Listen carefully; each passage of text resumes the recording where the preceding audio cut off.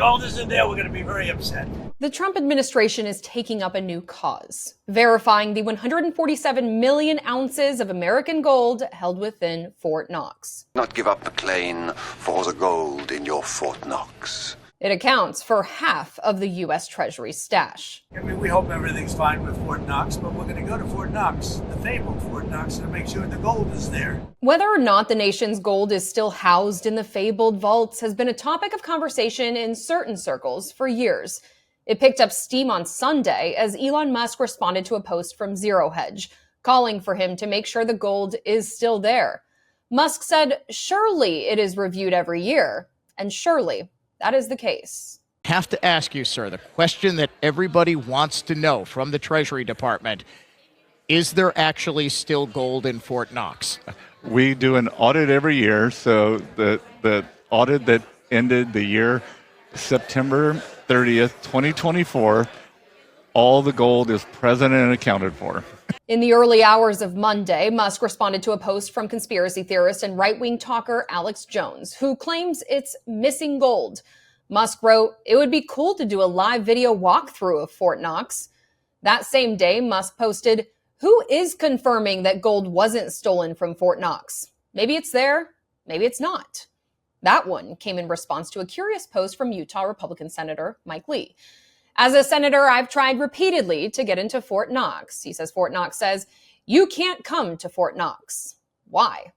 It's a military installation. I'm a senator. I go to military bases all the time. You still can't come because you can't. Any senator, they call the Treasury. We're happy to arrange a visit. They can do an inspection. Lee has been in the United States Senate since 2011. In 2017, during President Trump's first administration, then Treasury Secretary Steven Mnuchin hosted Kentucky politicians at the Kentucky-based gold depository.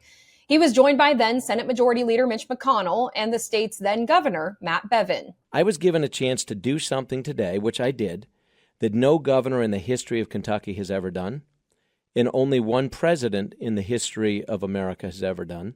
I actually went into the gold vaults with Secretary Mnuchin today at Fort Knox. The Bevin-McConnell trip also refutes the Zero Hedge assertion that it hadn't been entered in 50 years. I saw tons, literally, of gold, and it really is there. Either that or it's remarkable how much fake gold they have. But it was, I mean, they let us hold some of the gold bricks. We got to go into one of the vaults, which they had not, they seal these things, so it was unsealed. While we were there, they cut it open, and then we got to go inside. All I will say is that it is freakishly well secured, and it takes a very great deal amount of time to get in there and to get out. I can't go into detail other than to say the gold is safe. Fort Knox's gold bullion depository was built in the 1930s. It was originally meant to be a centralized location for the nation's reserve gold after an executive order from President Franklin D. Roosevelt that banned private gold hoarding. Today, it holds more than half of the Treasury's total gold supply, according to the U.S. Mint. In the past, it's been used to house important pieces of American history. During World War II, the government stashed the U.S. Constitution, Declaration of Independence, and the Bill of Rights in the vaults. For Straight Arrow News, I'm Simone Del Rosario.